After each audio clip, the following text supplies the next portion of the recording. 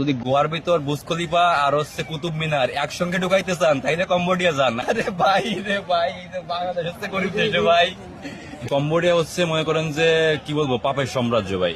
Cambodia দালালরা টাকা খাওয়ার পরে মানুষজন পাঠানোর পরে মনে করেন যে তাদেরকে নিয়ে আটকায় রাখে, মানে এক কথায় বিক্রি করে দেয় আর কি।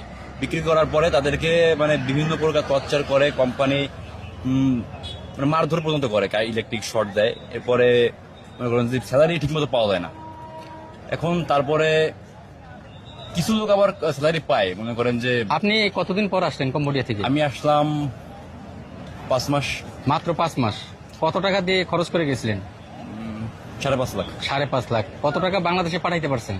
বাংলাদেশে পাঠাইছি ভাই অল্প কিছু টাকা, 1-1.5 লক্ষ টাকা মতো পাঠাইছি। আর বাকি 4 লক্ষ টাকা একেবারে কি বলবো মানে অনেক ধনী দেশ।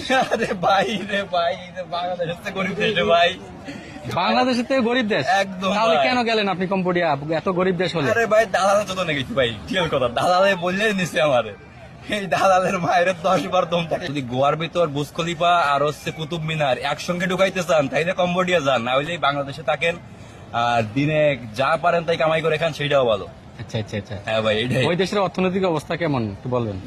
অর্থনৈতিক অবস্থা ভালো না ভাই, এই স্ক্যাম নিয়ে চলে, না হইলে অন্য কোনো আর্থিক উন্নয়নের কোনো সিস্টেম নাই। আচ্ছা আচ্ছা। কেন আসলেন? কাজের সংকট নাকি ওই দেশে কাজের সংকট বলতে পেপারসের ভাই সমস্যা ছিল? কাজ ভালোই চলতেছিল, মনে করেন যে এখন রেট চলতেছে, মানে আমেরিকান পুলিশ এসে রেট দিচ্ছে, উড়া ধুরা রেট মারতেছে। মনে করেন যে কোম্পানিতে ধরতে পারলে 5,000 টাকা না, মানে ডলার জরিমানা আর কি। 5,000 ডলার জরিমানা। $5,000 তো প্রায় 6 লক্ষ টাকার মতো। হ্যাঁ, 6 লাখ টাকা জরিমানা। আচ্ছা, আচ্ছা। এরপরে আরো আছে সিস্টেম। তারপরে মনে করেন যে উবারেস্টের রেগুলার 10 লাখ, জানেন উবারেস্ট হইলে রেগুলার 10 লাখ করে ফাইন। Per day. এরপর